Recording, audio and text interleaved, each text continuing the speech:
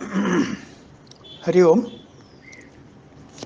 Today we are on the fourth mantra of section 1 of chapter 3. Mantra reads Prano Heshaya Sarvabhudair Vibhadi Vijanan Vidwan Bhavade Nadivadi Alpma Krida Alpmaradi Kriyavan Esha Brahmavidam Varishtha. The literal meaning of this mantra is this is indeed prana, that is Ishvara, shining variously with all living beings, and knowing him, the wise man becomes not a talker regarding anything else, sporting in self and delighted in self,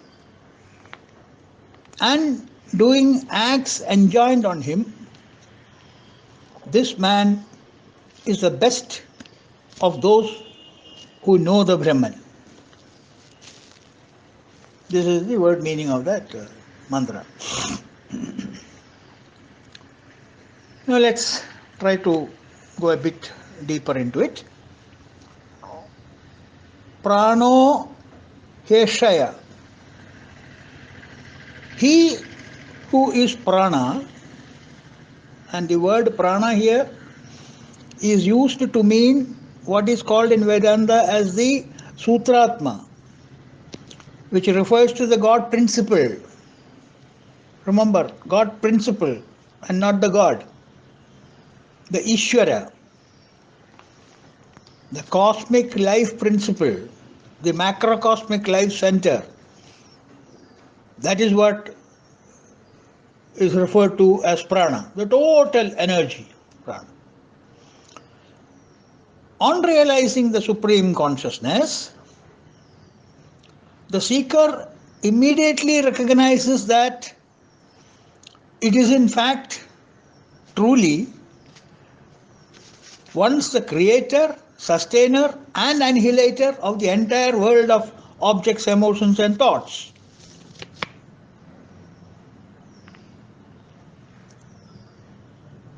With the dawn of this realization, not mere knowledge, this realization, the sadhak thereafter no more blabbers.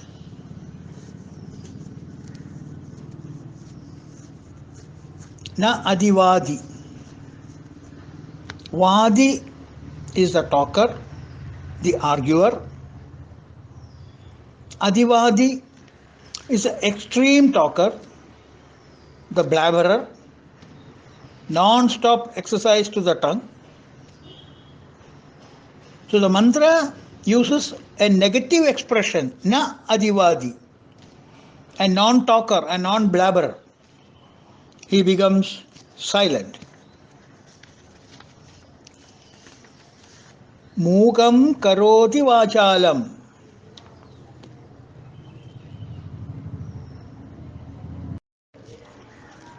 Mukam karoti vachalam, says Madhusudana Saraswati in Gita Dhyana Shloka. Mukam karoti vachalam pangum langayate girim.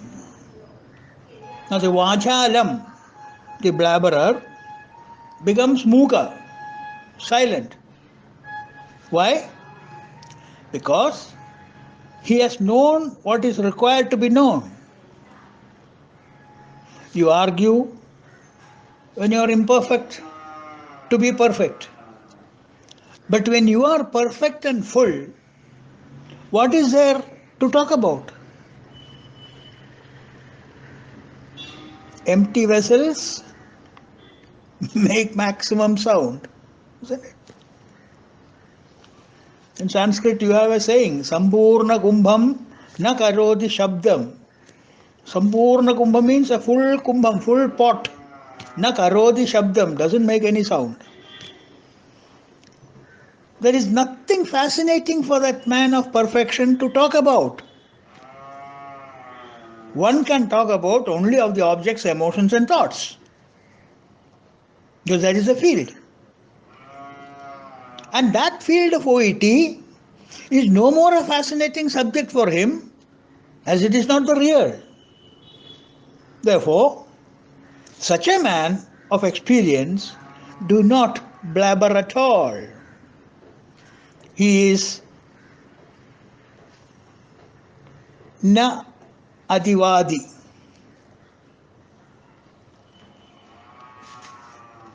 Arjuna had the same doubt in Bhagavad Gita.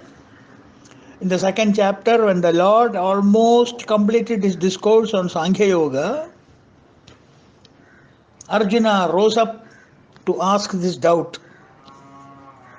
O Lord, a man of steady wisdom, Sthita Prajna, as you explained exhaustively, I want to know, what does he talk? What is the subject? Does he talk of cinemas and serials? Does he talk of political situations in the country? What does he talk? How does he sit? How does he walk? Meaning, how does he conduct himself in life? And how does he go about in the world outside? Sthita prajnasya ka bhasha samadhitasya keshava sthitadhi kim prabhasheta kimasida vrajeta kim. Beautiful stanza. Second chapter, stanza 54. That prompted Krishna to explain Sthita Prajna. How does he speak? Sthita Prajnasya ka bhasha. How does he sit? How does he walk? Or how does he conduct himself in the society? Vyasa devotes about 18 slokas to explain to Arjuna how a man of steady wisdom conducts himself in the society. And that 18 stanzas indeed is an expansion of these mantras, this particular mantra in the Upanishads, that particular word in the Upanishad. And that has been explained so vividly in Bhagavad Gita for a common man to understand and comply with. That is the glory of Gita. The Upanishad has been put into a dilute form for common man to understand, but the essence of the Upanishads is not lost, and it is fully captured in the 700 stanzas of Bhagavad Gita. So that is about his talking. Okay, understand. What about his actions? The Shruti says, Atma Kridha Atmaradi Kriyavan. His occupation thereafter would be to sport in the self, Atma Krida, and delight in the self, Rati, Atma Rati. The two words here we should understand, the word Krida and word Rati, they mean almost the same in Sanskrit. Krida and Rati almost mean the same. Yet, there is a subtle difference in the significance of their meaning. Krida is the pleasure you derive when your sense organs come in contact with the sense objects. Matra sparshastu kauntaya. An external aid is necessary for Krida. It is something derived from external source. But Rati is a joy gained and experienced in ourselves without any external aid of OET. I am feeling happy. I feel happy today. Why? I feel happy. Any reason? No reason. I am just feeling happy. Nothing outside gives me happiness. I am generating happiness within. That is called Riti. So the man of self-perfection, a sadhak having realized the self, the supreme, the reality, experiences the Godhood within himself and also observes the tranquil play of the self in various names and forms around and about him. So the Rati and the Krida. Thus he experiences the peace or the permanent happiness both within and without, observing the events with a spirit of or an attitude of witness, Sakshi Bhava. In that state of his mind, in whichever situation he is placed as a Jiva Mukta, he will experience happiness and happiness alone.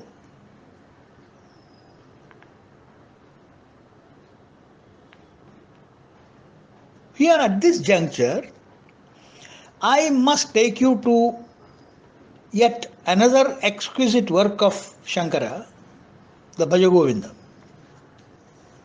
The one stanza dedicated to Sri Nityananda, one of the main disciples of Adi Shankara, he says, Yogarato va, Bhogarato va, Sangarato va, Sangavihina, Yasya Brahmani Ramate Chittam, Nandadi Nandadi Nandateva. It means, let one revel in yoga, Yogarato va. Let him revel in bhoga, Bhogarato va.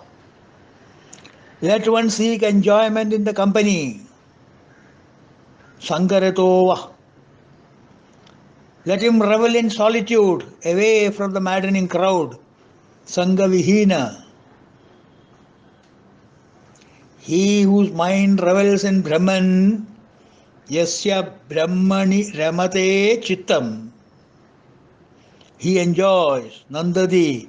He alone enjoys, Nandadi, Nandadi, Nandatyeva. He only enjoys. He enjoys only.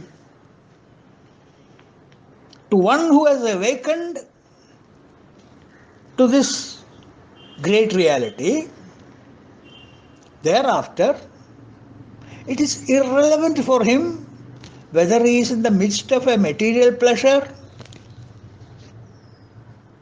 or yoga, whether he is in a blabbering crowd or in the solitude of the Himalayas, because his mind ever revels in Brahman. Wherever he is, mind revels in Brahman, and he only enjoys whatever the situation he is in. He can only enjoy.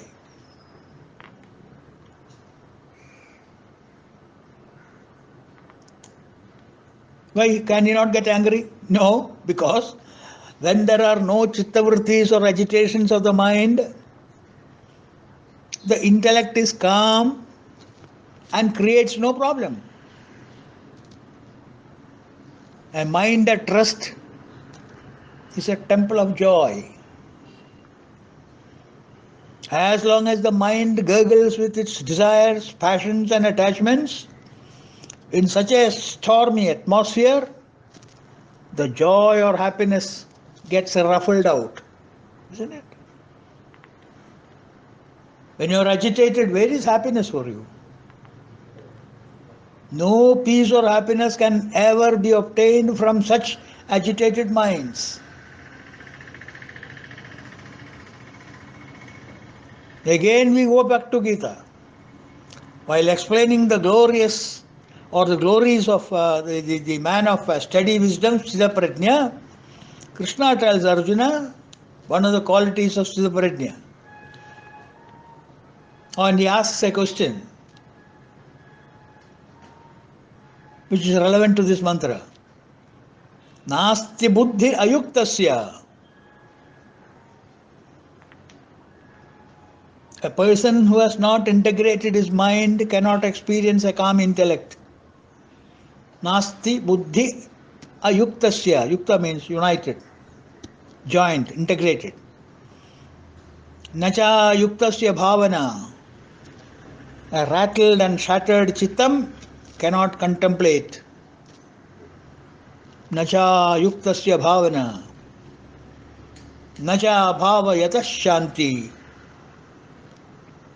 One who cannot contemplate cannot have serene concentration or shanti.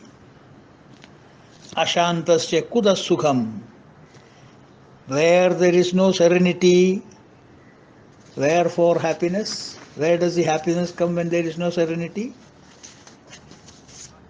So, nasti buddhira yuktasya. Logically, Bhagavan is explaining. Nasti buddhira yuktasya. A person who has not integrated his mind, nacha yuktasya bhavana.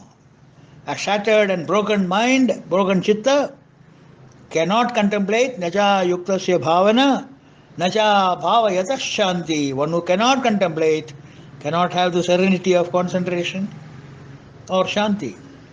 Ashantasya kuta sukham. Where do you get happiness in a state of that agitated mind? A man of perfection is one who will not act and cannot indulge in any acts of selfishness, because he has nothing to gain from the world for his coveted goal of happiness. He ever revels in it. There is no need for him to depend on external objects, emotions, and thoughts. When a dog is sumptuously fed every day by his master, 3-4 times food, the choicest food of the dog is served, why should that dog take recourse to a municipal dustbin? Isn't it? In the same way, when the man of self-realization attains the supreme goal of happiness within himself, there is a need for him to go to the dirty objects, emotions, and thoughts unnecessarily. More importantly, this mantra indicates that a man of perfection is not required to retire from the world to some unknown caves of Himalayas. That's not necessary. He can, if he so chooses, work even in a marketplace with his inner calm, guiding the misguided, drawing them from error, putting them in right track. What else did Shankara, Vivekananda, Chinmayanji did before they wound up their mortal coil? Such a man, concludes Shruti, is the best among the men of realization. We will see what the Shruti has to tell us in the 5th mantra. So this in brief is the 4th mantra. Hari Om.